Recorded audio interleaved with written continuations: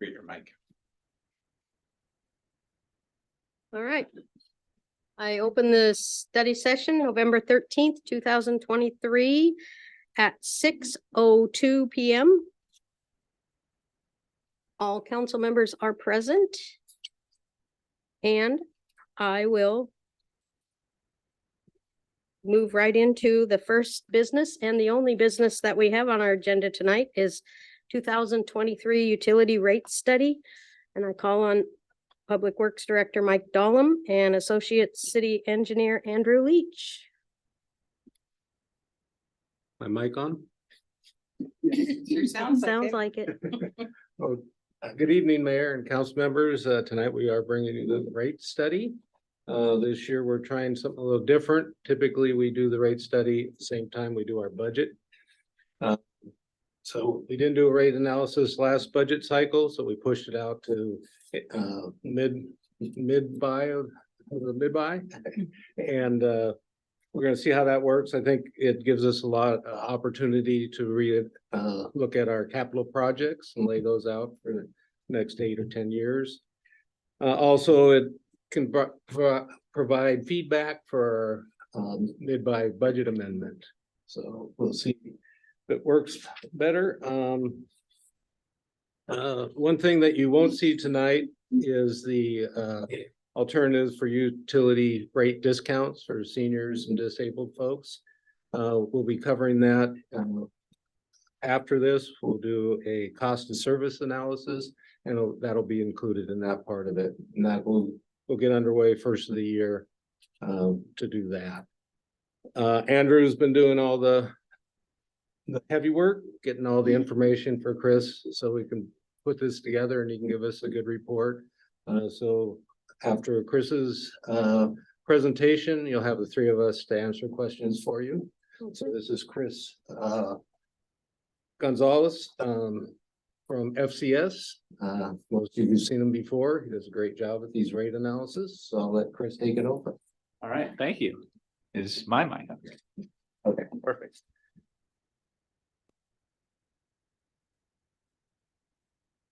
Okay, there we go. All right, there you go. Perfect. There we go. So yeah, well, I'll provide a little bit of background on the rate study process. We'll get into the system development charge or SDC update, including an overview of the methodology, the updated calculation, and then the comparison between your SDCs and those of other jurisdictions in your area. After that, we'll get into the financial plan or the revenue requirement analysis, again, covering some of the methodology and the key assumptions, findings, and then of course the sample bill comparison. And my last bullet says questions and discussion, but please feel free to stop me at any time if you have questions. Okay, so the SDC is a connection charge authorized by the RCW. The intent of it is to recover an equitable share of costs from development. And so there's definitely a key point to be made there. It's really about cost recovery. And obviously the city imposes the charge to generate revenue for capital purposes, capital projects, debt repayment and such. But the primary authority is recovering costs that the utility has incurred. And we typically include the cost of existing infrastructure assets and future capital projects. And as I just mentioned, the money from the SDCs can be used to pay for capital projects directly or related debt service. And so the methodology underlying the city's current SDCs is what we call a buy-in plus growth methodology. And so, you know, the left side of the equation is the existing system cost divided by existing customers and growth. That's kind of the buy-in to the existing system. And then the other part is almost like a I'll say impact fee, but not in the legal sense of the word, but it's really about what is the future capital project cost associated with expanding the cost to provide capacity, or sorry, expanding the capacity of the system to provide capacity for growth. And then that is allocated directly to the growth. So growth is paying for a share of the cost that it's spurring as well as buying into the existing system. We've got a few issues with this methodology. First of all, it's most appropriate for rapidly growing systems that have a large growth related capital plan. It's less appropriate for mature systems. And I think part of it is it recovers an equitable share of those growth related costs, but it excludes costs that are not related to growth. And so a significant portion of the capital plan is really that sort of steady state ongoing infrastructure replacement.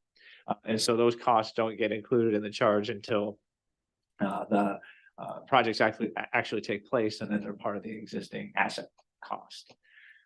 So that's one issue.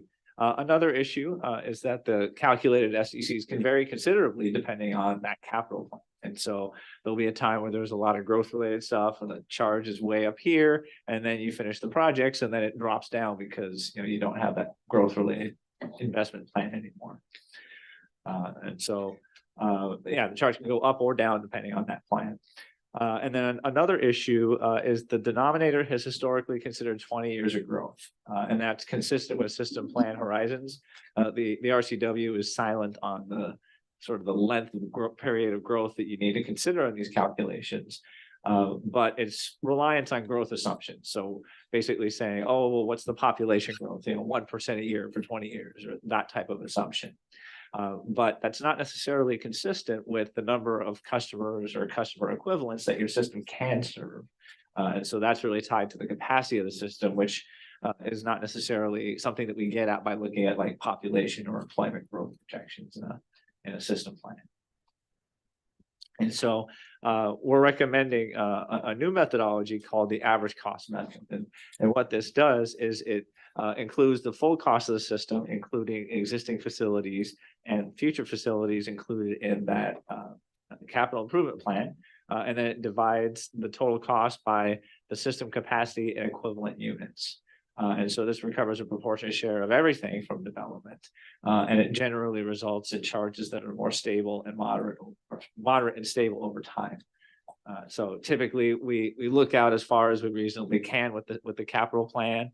And then we look at how many equivalent units the system will be able to serve once those projects are done. And the goal is, yep, you'll add stuff, interest will accrue as allowed by law, but there shouldn't be any major surprises. That's the long-term goal of this.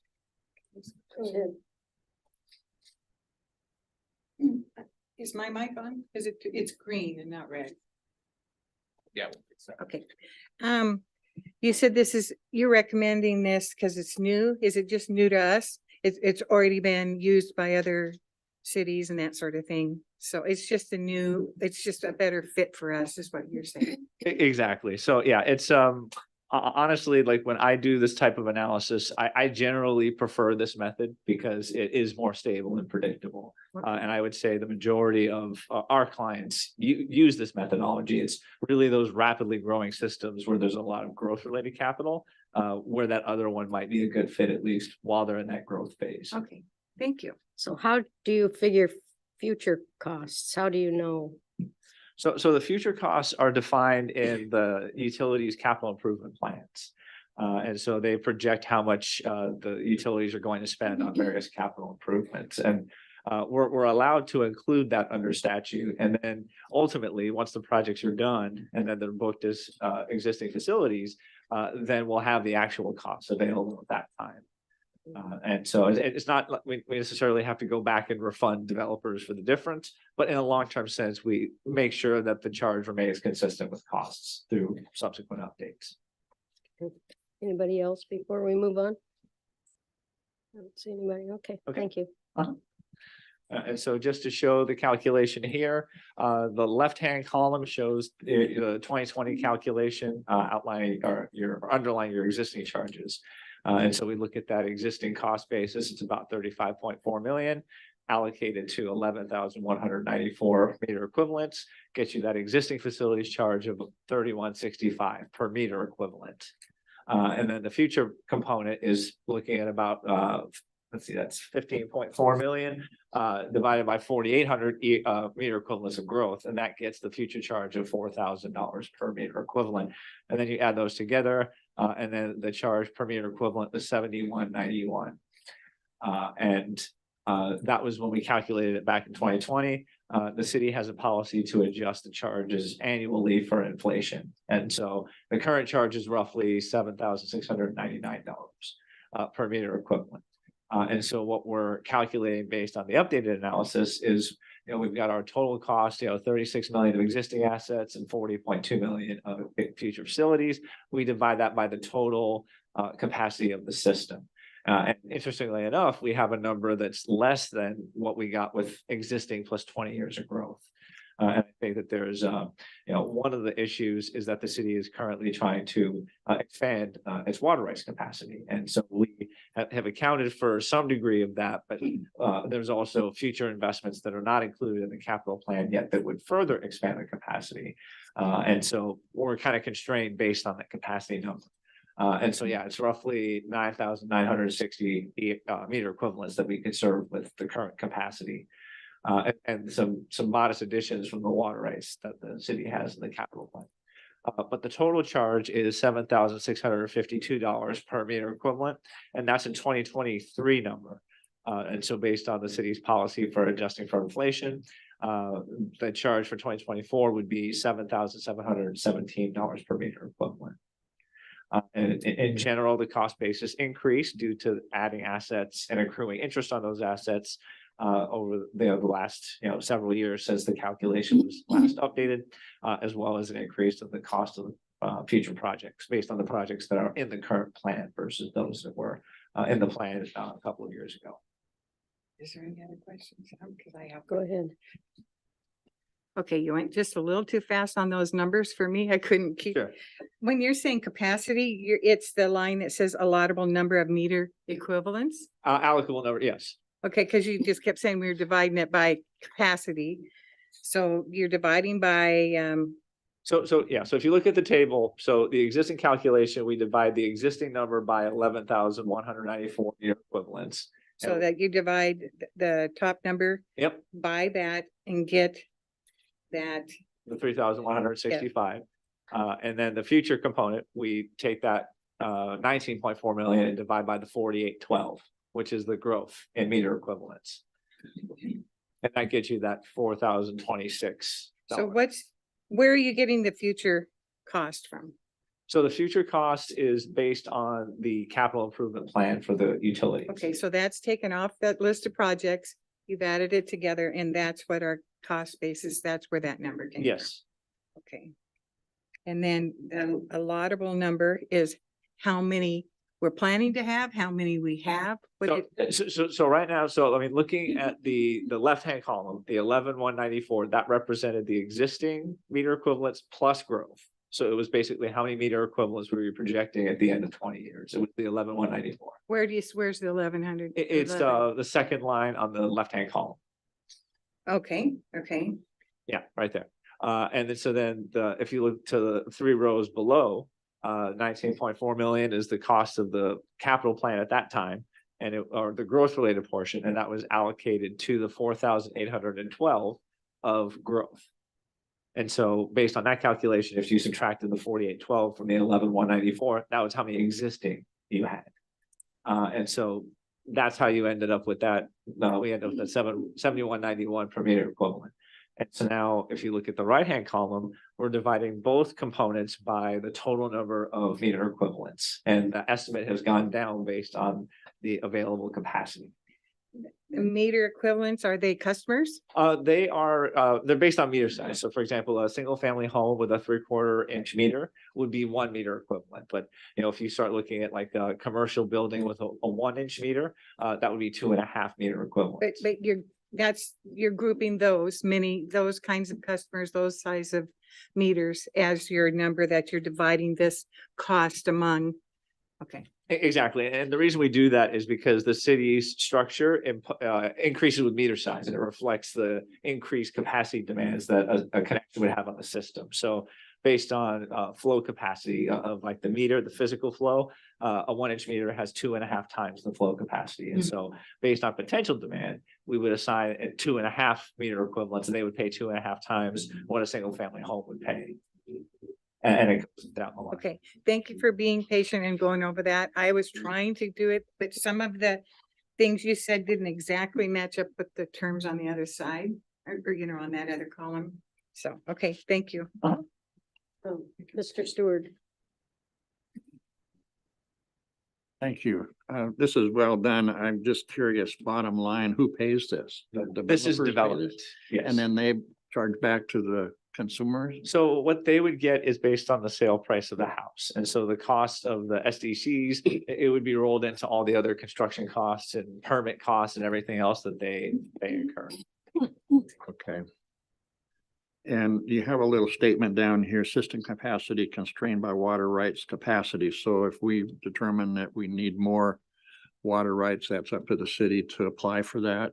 Yes, and so, and if the city does, and then, like, let's say, what we did is basically, according to the system plan, it outlined a few different capacity scenarios based on different levels of water rights. And so the existing water rights gave you about 4 million gallons per day on kind of a peak basis. And there was a scenario where if you get the water rates that you're applying for, that would increase from 4 to 5.6 million gallons per day. And that's the number that's embedded in that 9963, the alkyl number meter equivalents. Okay. There are some other scenarios that are further down the road when the central well is built out and additional water rights investments that are not in the capital plan. Eventually that number will go up. And so the main point is, as you know, the city invests money in expanding the water rights capacity, the numerator will increase, but so will the denominator. That's why we have to update this calculation periodically to make sure that that unit cost remains consistent with what you're actually spending. Okay, just one last question. Is there any kind of policy or regulation that would keep the developers from adding on a profit margin to these as they pass the costs along to the end consumers? I don't know that it really works that way. So I think ultimately they're trying to maximize what they can sell their property for. And so I think at some point, I mean, I guess they could look at all their costs and they say, okay, we spent this much, including SDCs, and I want to make at least, 10% more than that. And then they could sell the house for that price or the building. But if that's not consistent with the market, then no one will buy it. And so ultimately the market is going to drive what the price is. They're just trying to maximize what they get out of their investment. And this is part of the investment that they would need in order to get a home that has a water sewer connection. Okay, thank you. Councilmember Botetto. I think I understand what's going on. How many meters are there in the city now? Do you know, or does anybody? Don't have that number right off the top of my head. But this is just looking to the future of what's anticipated growth. So basically, let me kind of explain, like if we focus on the right-hand column and the meter equivalent number, the 9963, what that is we took a tally of your existing meters by meter size, and then we assigned meter equivalents to them, and we had that number. And then we looked at a multi-year history of what is the maximum day demand of your system. And then we came up, well, here's the maximum day demand per meter equivalent. And then we looked at your capacity, that 5.6 million gallons per day. And we said, okay, well, how many meter equivalents could we serve with that capacity based on how the existing customers are using the system? And that's how we came up with that number. It's somewhat less than the 9,000, just because, I mean, obviously there's capacity for growth, and then also just the difference between meter equivalents and meters. I don't know, like Andrew or Mike, if you have a rough approximation of how many connections you have? Looking back here at Jeff. 4,147. Perfect. Approximately 4,147. 0.25. I guess my question, so where'd you get the 11,194? So what that was back when we did the analysis in 2020, we said, okay, how many connections were there? It was something less than what we just heard.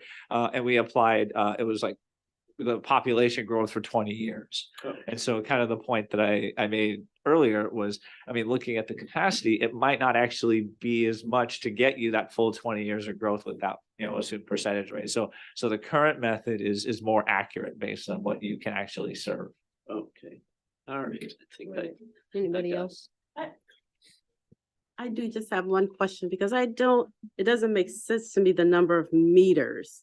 I think I understand meter equivalents, but the number of meters that are even currently in the city, like, is there 1 meter for my house and 1 meter for every, so shouldn't there be more? You gotta remember that there's meters of different size, so then they count differently. So, and also some of our complexes have one master meter, like one of, some of our mobile home parks have one master meter that feeds the entire park. There might Okay. be 30 mobile homes in there, but it counts as Okay. one meter, but then it adjusts for the meter equivalent, if I'm understanding right. That's right. Yes, and so, and if you increase, like, say we have like, let's see, two, three, like, say you have like a 4-inch meter, I think that's 25 meter equivalents. And Mm. it's not linear. I mean, Okay, as that meter gets okay. bigger, there's a lot more water that can flow. through it. Okay, that makes sense. Thank you. Kurt, are you okay? All right, go ahead. All right. And so then we go to the sewer SEC. And so here, again, we have some slight differences in the numbers. The 2020 calculation had an existing cost basis of $35.8 million. And at the time, again, looking at existing equivalent residential units, ERUs, and basically it was that plus growth, 20 years of growth got us an estimate of 10,430 ERUs. And so that there was an existing cost of 34 per ERU. The reason we're using a different term, like for water, it was based on meter size. For sewer, there's a different way of assigning equivalent units. And so a single family home is one ERU by definition. Multifamily, I believe, are assigned based on dwelling units. And then commercial, it's based on the business type. Like there are many different ways, like seat counts or square footage, depends on the business. So it's a different metric than meter size or number of connections. So that's why there's a different terminology here. Go ahead, Cindy. I guess I'm unsure why you get to add 20 years of projected growth onto that number. Why wouldn't you just go with what we had and maybe just 5 years of growth or something? I guess I don't understand why it's such a long span. So at the time, the justification was for a system plan horizon would typically consider 20 years. And so what we're trying to do is align the cost of the facilities, including the capital projects and the existing assets, and over the number of connections that will benefit. And so the challenge with only including, say, 5 years of growth is that a lot of the infrastructure is going to benefit growth far beyond that point. So if you only considered 5 years of growth, you would be overcharging them for those. Yeah, so that would be heavy on the years that the plant was built or the big facility or lifts were put in. And what you're saying is you're trying to spread that out for the life of whatever you've built. Yes, we're trying to say, this is what everything's going to cost, and this is how many people can benefit from it, and then that's the cost per person. And you're thinking they'll benefit 20 years out. Exactly. Yeah, 20 years. And actually, the right-hand column, it's not even just 20 years anymore. The right-hand column is based on capacity. So it doesn't really matter when the growth happens. It's really, you have this much capacity. And this is, how many customer, ERUs, that can serve. And that's the number of ERUs that you would use in the denominator. Okay, thank you. And so then, the future cost basis is, in the 2020 calculation was 3.7 million. At that time, the incremental growth was only about 2,200 ERUs. And so that gave us a charge of 1,651. Adding those two together, you got a charge of $5,085 per ERU. And then with the inflationary adjustments, it got up to $6,150 per ERU. Under the updated calculation, we have an existing facilities cost of 15.6 million and a future facilities cost of 49.2 million. And we divide that by the total ERU capacity of the city's share of the capacity at the treatment plant. And so that's something else that we've adjusted for here. I mean, the plant has a certain capacity, but 56.5% of that is reserved for the city of Bonnie Lake. So we're only using your share to come up with that number. And so then, we have our total cost per ERU of 56.78. If we incorporate the inflationary adjustment provided by in the code, we get a charge of 57.27 per ERU. So it's slightly less than the existing charge with inflationary adjustments, but it's more than what we last calculated it to be. And so one point about the inflationary adjustments is that there's not explicit legal authority to adjust the charges for inflation, but a lot of communities do it as an approximation of what you're going to add in assets and the interest that's going to accumulate on it and so forth. The goal is to avoid major increases. And so, but the risk is, especially like in recent times when the inflation rates have been really high, you can outstrip the rate at which you're actually adding things. And especially when you consider that inflation's high and projects were delayed because of the pandemic.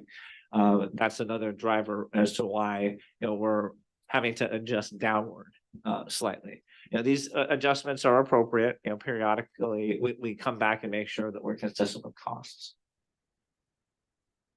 Okay. And then we go to stormwater. And so we have yet a different measure. This is called the equivalent service unit, or ESU. And so a single family parcel is one ESU. Multifamily and other types of customers are assigned ESUs based on impervious area. And there's a definition. One ESU is 3,100 square feet of impervious surface area. And so literally what will happen is there'll be a new, multifamily or commercial building. There'll be a measured impervious area. You divide that by 3,100 and then you get the number of ESUs. And so kind of following the same general process, we calculated the charge to be 2821 in 2020. And with the inflationary adjustments, we were at 3116. And then with the updated information, we are calculating a maximum charge of 2603. If you apply the inflationary adjustment, you get 2626 per, it should be ESU, not meter equivalent. Sorry about that. And so, here we look at the total number of ESUs. And so what really defines the capacity of the stormwater system is how much buildable land do you have? And so we were reviewing the Pierce County Buildable Land Report. There's a certain amount of area that could be developed. And you can see that that's less than the existing number plus 20 years of growth in that 2020 analysis that we looked at. And so then just to give you a sense of what it all means for a new single family home, under the current structure, you're paying just under $17,000, $16,965, and actually that would go down slightly if the updated charges were adopted. But I mean, the relative ranking doesn't change. You're pretty much in the middle of the group, maybe a little bit toward the higher end, but not much. I would say probably the middle tier, but certainly competitive with your neighbors. Well, and also those are the 23 rates for the other jurisdictions. Yes. So they might be going through the same process we are right now. So their 24 rates might be higher. Mhm.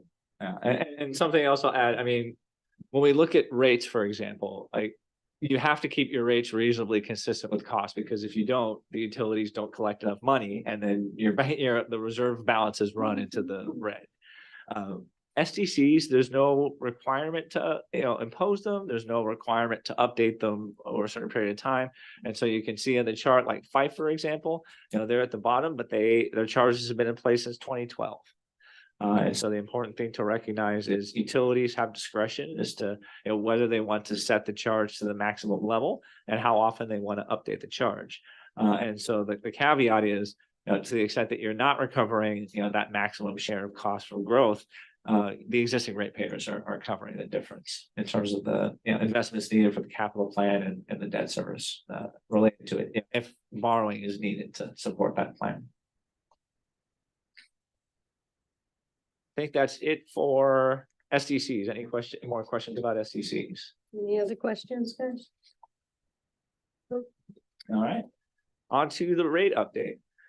So here is a schedule of the current rates, and you can see the water rate structure includes a set of base rates. These are fixed charges based on the size of the meter, and you can see they definitely don't increase in a linear fashion as the meter size gets bigger.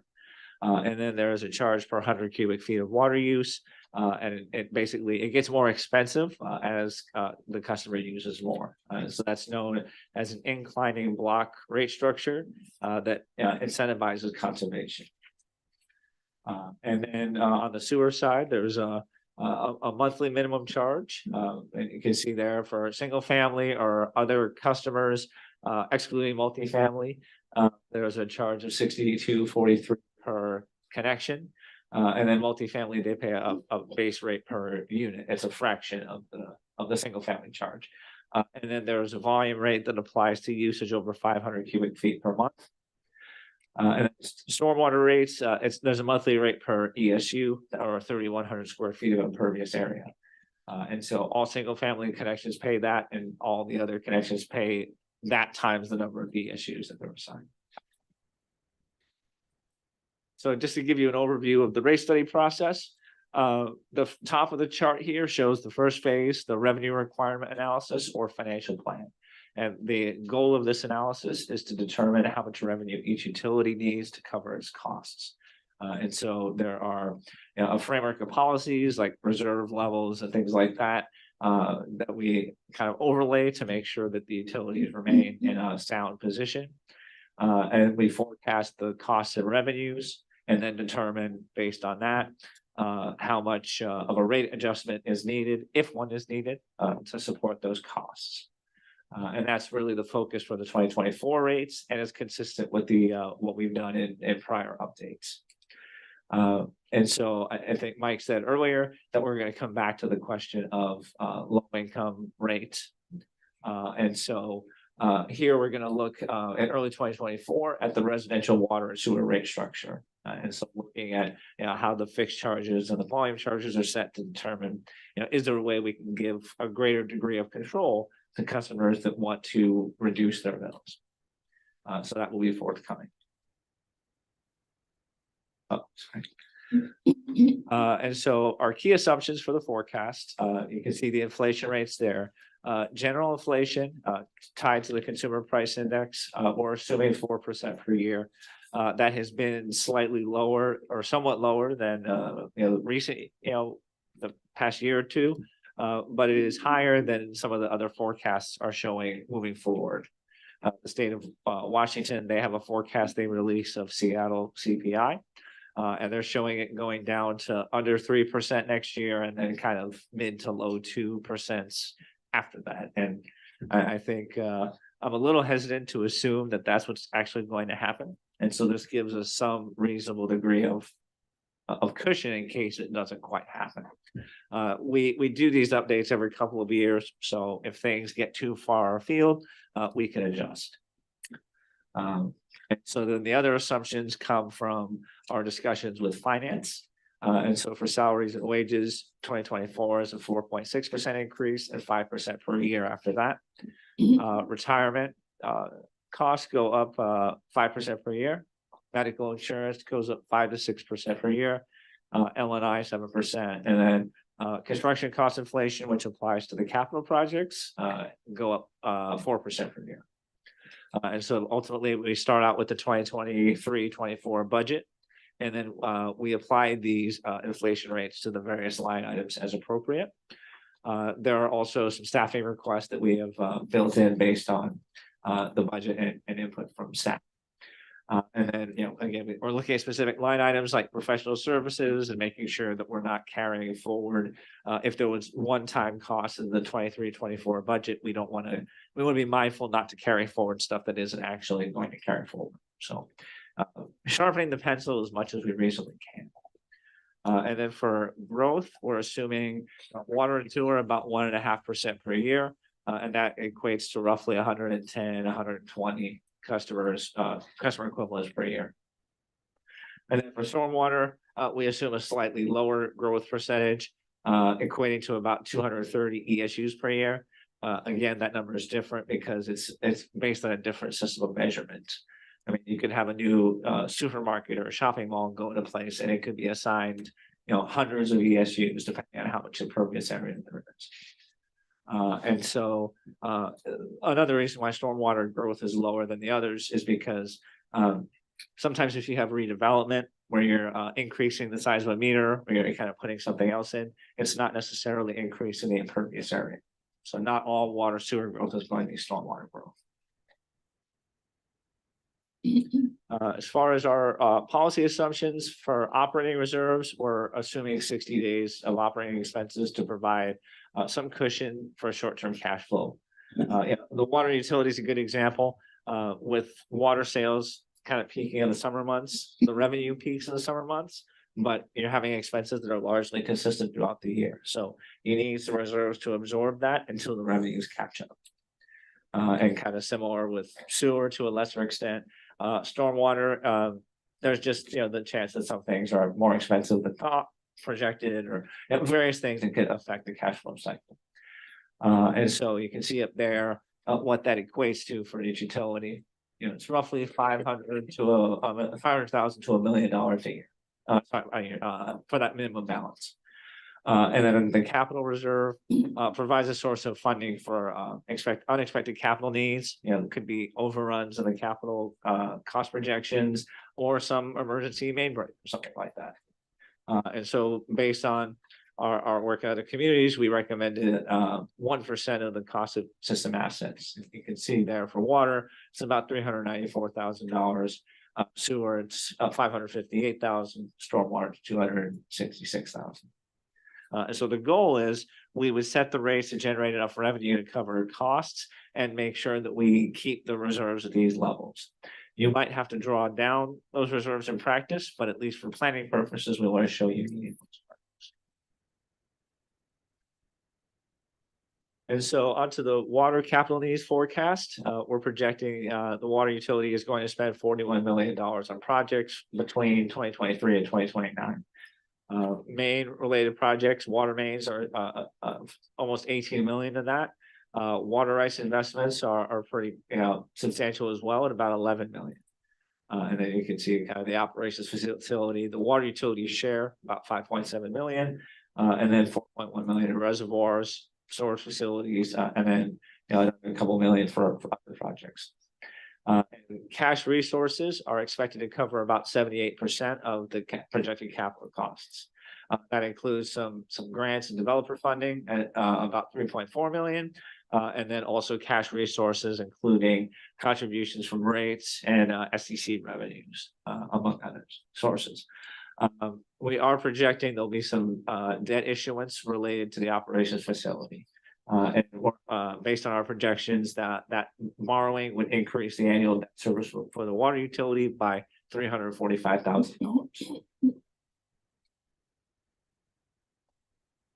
And so considering the water financial plan, when we were here in 2020, we talked about 3% annual rate increases. And so now we're showing, beyond 2023, we're showing 4% annual rate increases. I think one thing to note that likely helps your cause is the fact that the council adopted a 6% rate increase for this year, as opposed to the 3% that we had projected back in 2020. So I think that closed some of the gap in the inflation that was a lot higher than we projected back then. And so looking at the inflation and then also the capital cost and the debt service and raising the rates to cover that debt service is what gets us to that 4% per year. And so for a typical single family home using 700 cubic feet of water per month, their monthly bill would go up by $1.70, $1.80, each year. In terms of sewer, the sewer utility is going to spend 53.5 million, or based on our projections, and roughly half of that is on the treatment plant. And Bonnie Lake gets to contribute 56.5% of that, and that's kind of shown in the pie chart off to the right. There's about almost 10 million in sewer mains, another almost 9 million in pump stations, the sewer utility share of the operations facility, and then rounding it out with a couple million in other projects. And so here, cash resources are expected to cover about 74% of the total cost over that period. And then there's another debt issue to fund the operations facility. And that debt service would increase the sewer utilities annual debt service by about $930,000. Yeah, I do. Go ahead, Cindy. I'm sorry. This is a couple of pages back on the utility policy assumptions. Sure. the operating reserve, is that money that just sits down in the utility fund, not expecting to be used?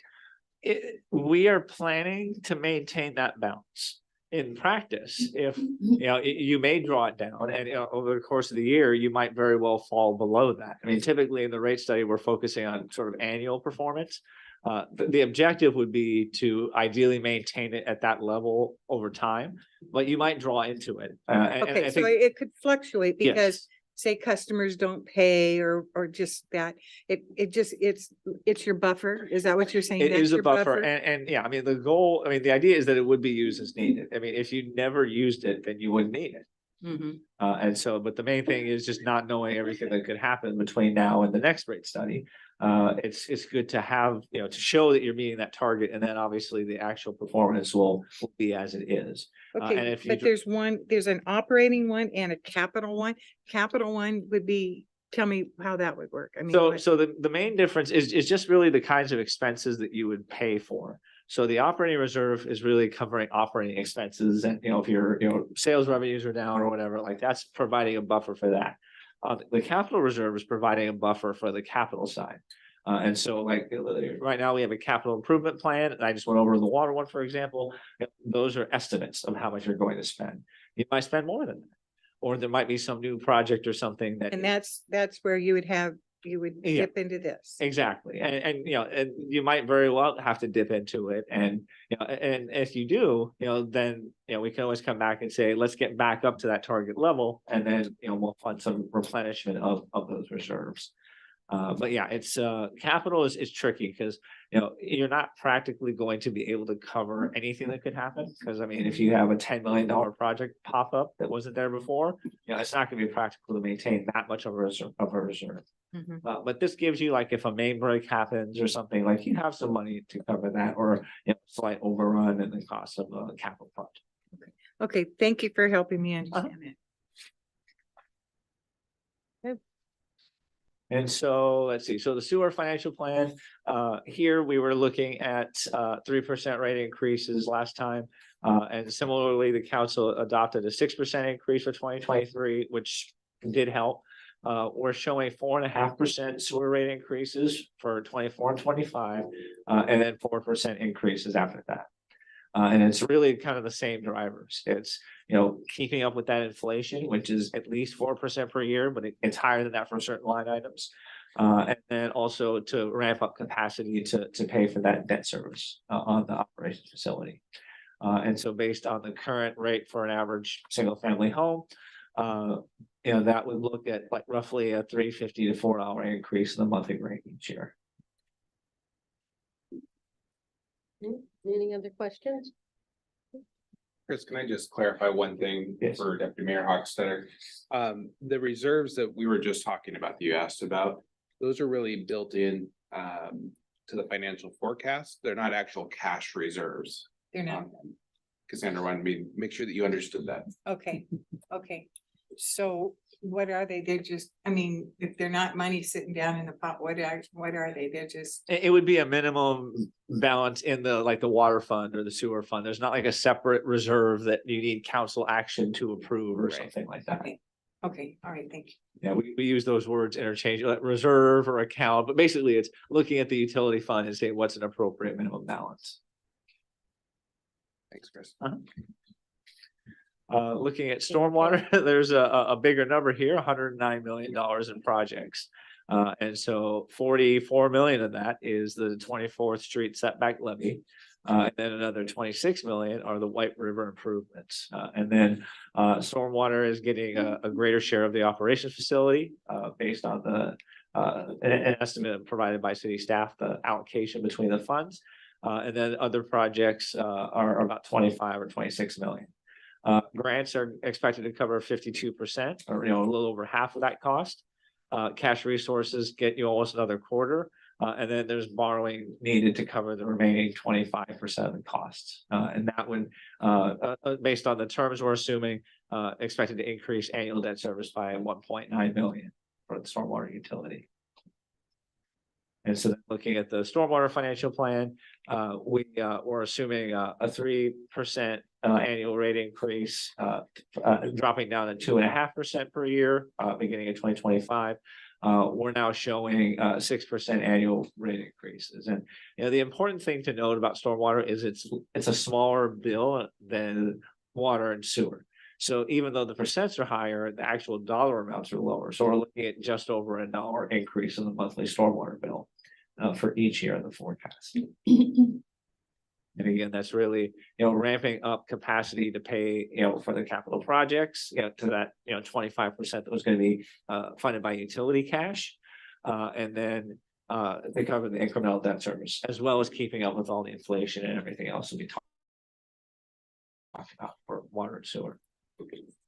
And so then just to show you, kind of bring it all together, the combined water, sewer, stormwater bill, you're looking at an increase of roughly $6.50 to $7 per year. And the monthly rate. And that's at roughly a 4.5%, 4 to 4.5% increase each year in the total bill. And so you can see down at the bottom, we're looking at is kind of roughly 3%, a little bit less than 3%. So it's really not much more than an additional percent or 1.5%. And I think that's relatively reasonable given all the inflation and all the capital projects that are now in the capital plan that weren't before. And so the goal would be to have a relatively robust plan where you can absorb some of those costs, and we make minor course corrections like this.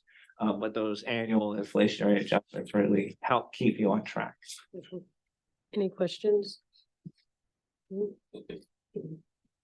And so then just to show you the sample utility bill comparison, right now under the existing rates, you're sort of at the lower middle part of the range, and based on those increases, you go up a few ranks, but you're still kind of in the middle to upper middle of the range. And again, note that the other utilities, their rates for 2023 are shown here.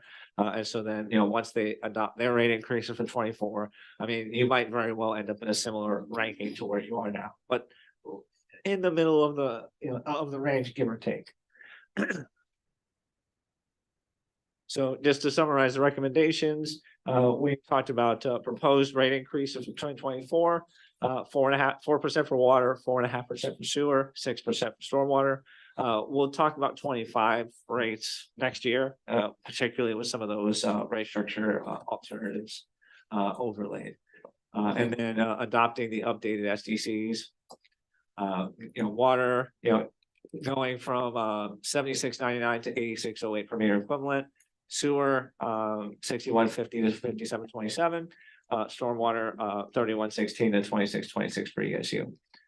And monitoring the financial status regularly, and just revisit the rates and SDCs as needed. And we typically look at this every couple of years. If there's a major change, we can reopen it, and that change could be something good or bad. So, I mean, there could be an additional cost, or you can get additional grant funding that you didn't know you were going to get. And so, those kinds of changes, we can always reopen and recalibrate from there. So that's the end of my formal presentation. I'm happy to answer any other questions. Any other questions? Oh, go ahead, Barbara. So can you tell me about your business? Because it sounds like, I thought you would be more about, it sounds more financial, budgeting. Yeah, so we help, well, the practice, I'm in the utility finance practice. And so we help utilities, do rate setting, SDC setting, set different types of charges, like, water meter connection charges, things like that. We have other, we focus on the finance. And so we have a management consulting division that would help with more general government stuff, like indirect cost allocations and things like that. We have an economic services division that works with like ports, and it helps with economic feasibility studies and stuff. But we're really focused on the finance. So we work a lot with engineers and public works departments, but we're not engineers ourselves. Right. Okay, yeah, it just kind of helps to get context. Earl? Thank you. A good presentation. I've known about your company for years, and I'm very impressed with the services that you provide. And this is a very good presentation. And my question may not so much be for you, sir, but those two guys. So we talk about the average age, I don't know what it is, but let's say the average age of the average homeowner in Sumner is close to retirement. That's probably not even close to being true. But when you get up in years and you think, well, how can I reduce my cost of living by cutting back? Okay, so I'm not gonna water my lawn. The mayor doesn't water her lawn. She doesn't care if it's brown. It comes back. Okay, she saves money doing it. I like my lawn green, so I water it, and my wife likes flowers, so I water those. So I understand the whole concept that the base rate includes so much water and then so much above that. Where I'm having a little heartache is the sewer rate. And that's also, it appears, based on the consumption of water, no matter if it goes in the toilet or on the grass. Is that correct? No, No. so for sewer, actually, I'll let you. Nope. Okay. Sorry, I'm an autopilot here. That's okay. So the usage that goes into that usage charge is winter average. So it takes into account that, obviously during the summer, there's irrigation water that doesn't enter the sewer. Sure. And so, yeah, and having said that, the existing base charge includes 500 cubic feet of usage per month. So, I mean, one thing that could happen is the city could reduce or eliminate that amount that's included and just set a minimum charge, base rate, and then charge for volume on top of that. And especially if you're using winter average usage and the usage factors are known, the revenues are still pretty stable. So it's really a policy call. I guess that was kind of my bottom line, is it appears to be a policy issue. So, Mike, I know we've had this conversation before. How can we address this subject to our customers who are trying to save money because the cost of everything is going up? And they say, well, I'm not gonna water my lawn, I'm not gonna drink very much water, and I'm gonna be a snowbird, and so I won't even be in my house for 6 months. But they'll still get a utility bill somewhere in the neighborhood of $90 a month, looking at these numbers, if that's accurate. So is there a policy issue here that we need to talk about ever? Or what's your thoughts about that? Well, one thing we're doing, and I might grab Jeff to help me here, but one thing we're doing is looking at winter averaging Mhm. and making sure that we're picking the right months, because it seems like we're watering longer in the season. So we want to make sure we have the right months so that we're looking at what they're really using in the winter. So we're not charging you for watering your lawn. Okay. Of course, you'll save money if you don't water your lawn on your water bill. But your sewer, you can water all you want, and you just have to pay for the water. The snowbirds, how does that work? So a snowbird, someone that leaves their house, Yeah, Mike.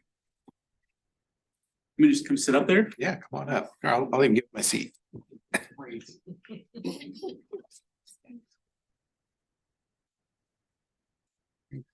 Sorry about that. All right. That's what I'm here for.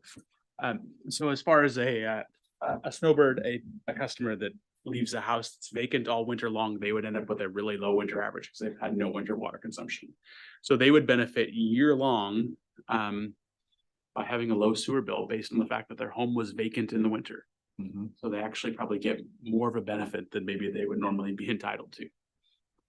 What I would say in my experience, I mean, in cases like that, you need to have a policy for if you don't have a representative winter average usage, or maybe you have like a minimum and you look at the single family class and like what's the kind of the median winter average usage, and you say, so, it's a minimum of, 4 CCF or whatever the number is. And then, set your rates accordingly. The challenge with the snowbirds is you have to provide and maintain the capacity to serve them year round. And Sure. so if you don't charge them full price, or if you let them get away without paying anything, everybody else has to, Well, they have the to make up difference. for it. Exactly. So as Mike talked about kind of at the beginning of this presentation, the first part of the exercise, which we're going through today, was really to look at the financial requirements of the system and the projects and the growth and the grants and the costs to run these utilities into the future. And how much money do we need to collect to do that? And as we move and establishing rates based on that, and then as we move forward into first quarter of next year, Chris will get to shift from working primarily with those two and working with Cassandra and I of then taking these classes of customers, residential and multifamily, and how can we look at those rates and come up with some changes in our rate structure to create some equity in rates, maybe making them more fair, easier to explain, kind of how do we go about collecting that revenue differently than we've done in the past, because we have not really adjusted how we bill and the methodology for years. So we felt with Jason's help that we should kind of take another look at that. Okay. And we're gonna rely on the expert to crunch the data for us. So final question, you have a table that shows somewhere on here, all the neighboring cities. I don't need to see it again. I'm just curious, do they go through this same exercise or do they have policies that more lean to favor the low income? Yeah. Can you explain that? Yeah, so I mean, I can tell you, I mean, I did Bonnie Lake's race and I talked to their council earlier this year. So I mean, they definitely do. And a number of the other ones do too. We don't do all of those rates. I think, and part of it, like we chose them because some of them are neighboring and otherwise comparable. But they are doing some version of that. I think there are a number of utilities that have low income discount policies. I think the most common discount policy is for low income seniors or disabled citizens. But I feel like as time goes on and there's a greater number of low income in general, there are policies that are considering that as well. And the cities are authorized by statute to provide relief to low income customers. But then again, somebody's gonna have to make up the difference. Exactly. Well, unless the money comes from somewhere outside the utility. So, it could be a general fund subsidy or something, which is not common in my experience. But I mean, conceptually, yeah, the ratepayers will pay for it unless there's an outside funding source for it. I will say there is I think a state program that offers it's called CHIP. It's Connecting Housing and Infrastructure Program. And what it has money to do is offset, like, for example, if the city were to incentivize affordable housing by offering an SDC discount, this program would offer money to backfill the SDC revenue that was lost because of that incentive program. But having said that, I think there's a fair amount of competition for it. It's not guaranteed, but at least it's the state acknowledging that some of these affordable housing initiatives have a real cost to the utilities and making sure that they're kept whole and that the ratepayers are kept whole. Great. Thank you very much for your presentation. Good job. Anybody else? Kurt? You're good? Good. Thank you. So, moving forward, we're actually scheduled to come to the, study session in 2 weeks. If there's additional questions, and then to council for adoption on, I think, December 5th. Does council want to see or have questions? We will meet this for the next study session. Or are we good to move forward with what we presented tonight? Go ahead, Cindy. I think I'm good with what you gave us tonight. You answered our questions and you gave us a good explanation. So I don't know that I need to discuss it individually as a subject at a study session. Earl? I likewise am good with it, but I'm wondering, is there a public hearing for something like this? There's, public hearing is not required. So is there a way that we can get information out to the general public that we're doing this so they can come and listen, at least so that they're not surprised in the future? That's on our agenda. Yeah, it would be no different than any other agenda item. I understand. So it'd just be posted about a week in advance of the meeting. Okay. Yeah, no, I'm fine going forward with it. Thank you. Barbara? Yeah. fine. Good. All right. Looks like we're good. Okay, so Yeah, we you're will good. not be bringing this back then on the 27th. They'll just come straight to the December 4th regular council meeting for adoption. Let me check with consideration. Patrick. Yeah. Patrick, are you good? I am good, thank you. Sorry, Jason. No. Your meeting. Right. I'll give it back to you. Thank you. Okay, thank you very much. Thank you. I think we let Andrew off the hook a little, didn't we? I know it. It's not too late to ask him a question. He paid up front. Okay. Okay, thank you very much. We'll move on to city administrator report. Nothing tonight, Mayor. We have nothing there. Do we have any council meeting agenda issues? None? None? Any committee issues There's a finance committee meeting on Thursday. on Thursday? You'll be gone? No, I'll be here. Okay, I just want to make sure the members of the committee have on. finance on Thursday, guys. Okay, we're good. All right. We have no executive session and I adjourn this meeting at 7 PM.